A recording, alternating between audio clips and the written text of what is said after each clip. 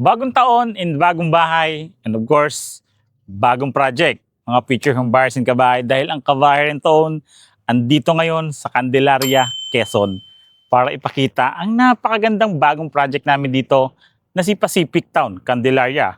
Shout out sa mga fanatic ng Pacific Town, especially kay Pacific Town Park Villas dahil magkamukhang magkamukha. Parehas lang po ito sa Concho 13 Martires, Cavite. So for today, mga future home buyers and kabahay, sabay-sabay tayong tapusin ang full tour na to dahil dito na ang dream home mo.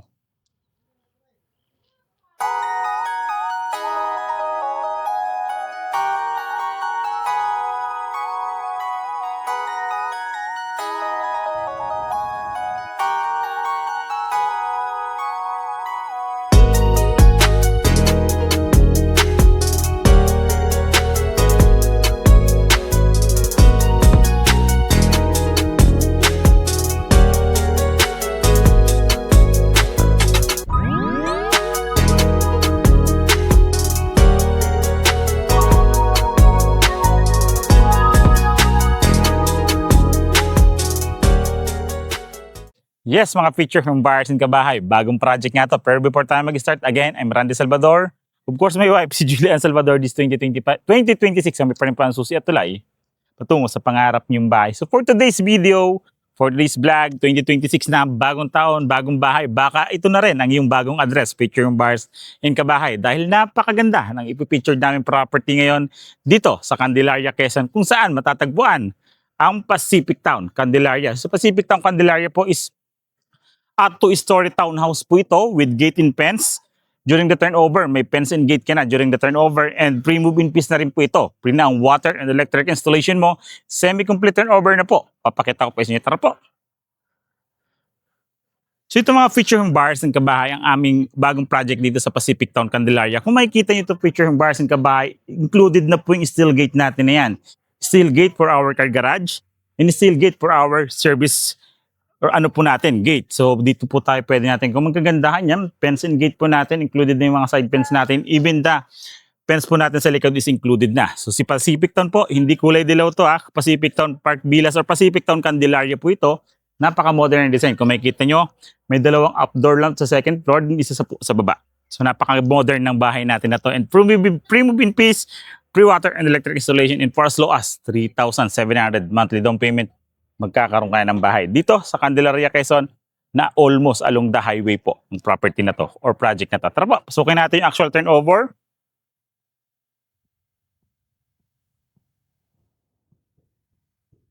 So this is our actual turnover. For our actual turnover, papakita ko lang po sa inyo kung ano yung deliverable unit. So medyo di nga lang po ito ganun ka linis pa since under construction pa lang po yung actual turnover natin. Pero babawi po ako sa inyo sa enhanced type unit mamaya. Naka-tiles na, naka-partition na. Papakita ko lang po sa inyo ang actual turnover. Tara po. Fence and gate, included na po yan. Yan yung frontage natin. Yung haba ng frontage natin na to is 5.2 meters ito sa ating car garage. 3, 4, 5. 5.2 meters yan. Ganyang kalawak yung magiging garahe natin dito. Sabi ko nga, yung steel gate kasama na yan. Then yung service gate pa natin na to para sa atin naman is include kasi ganyan na rin po yung magiging design natin. Meron tayong weatherproof outlet, outdoor lang sa during the turnover, and malaki yung space. For the end unit or corner unit sa naghahanap, ito po yung space natin.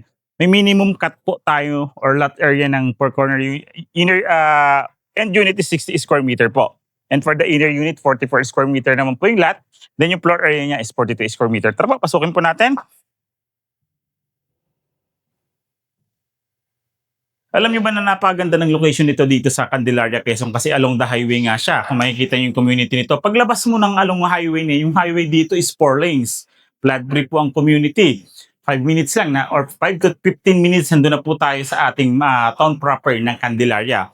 This is our actual turnover, which is semi-complete or basic finish turnover. Plain cement po yung flooring, painted yung wall, and painted yung ceiling. May mga outlets na tayo pag turnover ng unit. Ang ganda nito, promise.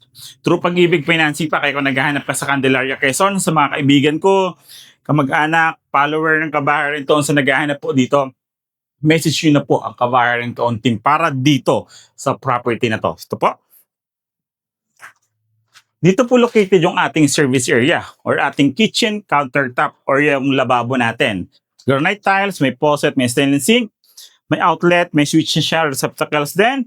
May base cabinet na rin po tayo dito na wooden. Pero anytime naman kung gusto natin palitan, pwede natin palitan. Kagandahan niya, ito yung sinasabi ko, may fence na din po siya sa likod. Tara po, balik tayo sa loob. Dito po sa loob, pagpasok nyo nga, living or dining area, pwede po yan. Nandito yung pinaka-area naman natin for first toilet po. Dito po kasi meron dalawang toilet, which is ang tawag dito sa ground floor is powder room, pero meron po siyang toilet. Tara po. Ito po yan. May toilet na nga po siya. Then water closet lavatory natin with pedestral, plastic PVC type, pintuan. May outlet na rin dito for electric supply natin. Hand dryer man yan or heater, pwede nating lagyan. Then circuit breaker. For our circuit breaker, modern na rin yan. 10 circuit breaker na po yung naka-install dito. Diba? Ang ganda. Sa second floor naman, kung makikita nyo sa second floor, footsteps natin is binilyan. Then may anti-slip features din po tayo dito. Then tubular po yung pinaka-railings natin. Then yung pinaka-ibabaw po yung frame ng ating hagdanan is wooden. Tara po, second floor tayo. Medyo mainit lang dito mga kabahay. Pinawisan na po ako. Hindi na po ako sanay mag-vlog. So yun po, medyo matagal-tagal tayo hindi nakakapag-vlog palagi. So ito po yung second floor naman natin, which is provision ito for 2 bedrooms. Mag-ingat ka po, Sir JP, baka malaglag ka. So provision po ito for 2 bedrooms. So each rooms may dalawang outlet. May electrical switches na naka-ready. Then yung ceiling natin is hardplex na rin po yung ceiling natin. Then meron na po tayong mga sliding windows and aluminum frame during the turnover. And naka-install na rin po yung ating mga outlets for window type aircon or split type aircon. Pakita ko po sa inyo yung first toilet and bath.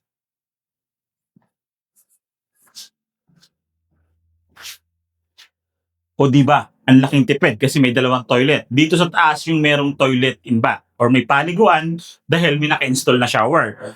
Water closet, complete accessories, may dalawang outlet din po rito. Isa sa hand dryer, then isa for the heater, just in case. Diba, ang ganda ng toilet mo kung meron ng mga electric supply na pagkukuhanan. And kagandahan nga yan, malaking tipid ka na. Imagine. Ingat ka, Sir JP. May fencing gate, libre na ang water and electric installation mo, dalawa pa yung toilet mo, and almost livable na din yung bahay. Tara po, pakita ko sa inyo ngayon yung naka-tiles na unit para mas ma-appreciate nyo bawat sulok ng bahay. Tara po. Ayan po mga feature yung bars and kabahay. So papakita ko naman sa inyo yung parang enhanced type natin or dress-up unit. Wala lang po siya mga furniture sa appliances. Pero dito, naka-tiles na siya. Yung ground floor, naka-tiles na yung second floor. At the same time, may partition na po siya.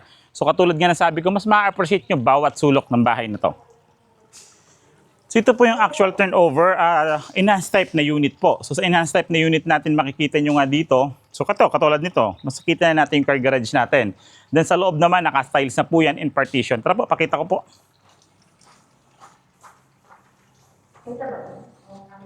Yes po. So ito po ang aming pinaka-enhanced type unit. So ito, soon magkakaroon po tayo ng dress-up unit, which is itong unit na ito, magiging dress-up po ito. Magkakaroon tayo ng mga appliances, furnitures. Pero for the meantime, ito po yung pinaka-enhanced type natin. So dito, naka 60 by 60 na granite tiles na yan. So bawat sulok, bawat space, mas ma-appreciate nyo na siya. Since meron na po siyang tiles. Whereas sa toilet naman, pakita ko po sa inyo, almost wala naman po tayong pinagbago. For our toilet po or powder room, wala naman tayong binago rito. Painted, may tiles, accessories is included na. And dito naman po sa likod, para mas ma-appreciate nyo yung inner unit. For the inner unit, ito yung sinasabi ko na may fence na din po kayo sa likod. Imagine, may fence ka na dyan sa likod, roofing na lang po yung ilalagay nyo. Diba? Common wood po, yung materials naman dito sa pintuan na ginamit natin, even the hamba po. Okay po? Proceed po tayo sa second floor. Hindi ko pala nakapakita sa inyo, ang pintuan natin is almost solid, pero hindi naman siya ganun kasolid na pintuan. So, ang ganda rin ng kulay. So, mas naging modern po ito. Come on.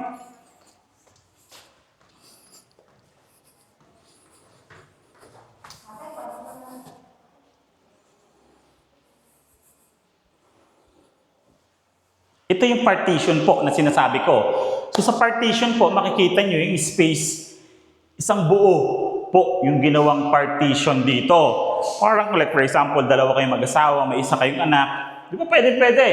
Dalawang queen size kasya rito. Pero kung pagpa-partition naman tayo sa gitna, kayang-kaya po ang dalawang full double size na bed frame. Napakaganda. Tapos kung makikita nyo sa harapan,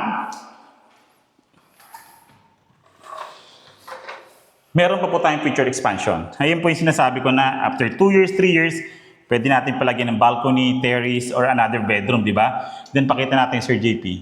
Yan po, kita niyo yung back home na yan. Nandiyan po yung pinaka-entrance gate, amenities natin, and ayun na po, main road na po yan. 4 lanes po yan. Napakaganda ng location nito. So ngayon po, magkano ba itong pinapakita namin na video na to ni Pacific Town Candelaria? Papakita ko po sa inyo yung computation. Tara po. Okay, di ba? Nakita nyo na, actual turnover, enhanced type unit natin dito sa Pacific Town Candelaria. Ngayon po, magkano nga ba ang computation o magkano nga ba itong pinapakita namin video na to ni Pacific Town Candelaria? Through Pag-ibig Financing po ito yung competition, ilalagay ko po siya dito sa side. From total contract price, reservation, down payment, monthly amortization, and the required income. Dito po siya sa side. Di ba? Pasok na pasok to sa budget mo, alam ko. Di ba? Kung nagmamadali ka rin po lumipat or gusto mabilis malipatan within 1 year, within a year, pwede po dito kay Pacific Town, Park Villas. So ngayon mga picture ng bar, Park Villas tuloy, dito kay Pacific Town Candelaria. So yung number ko po, naka-flash po siya sa screen, Viber, WhatsApp, nandito po siya sa screen. Then yung mga contact numbers or other social media accounts ko po, nasa comment or sa description po siya para mas madali nyo po ako makontakt sa pinipictured kong property na to. Again, kung ngayon pa lang po kayo napapadalaw sa aking YouTube channel, like, subscribe, pindutin nyo po yung bell button para updated kayo sa mga bagong videos katulad nito. Again, I'm Randy Salvador. Of course, my wife si Julian Salvador. This 2026, kami pa rin po ang susi at tulay tungo sa pangarap niyong bahay.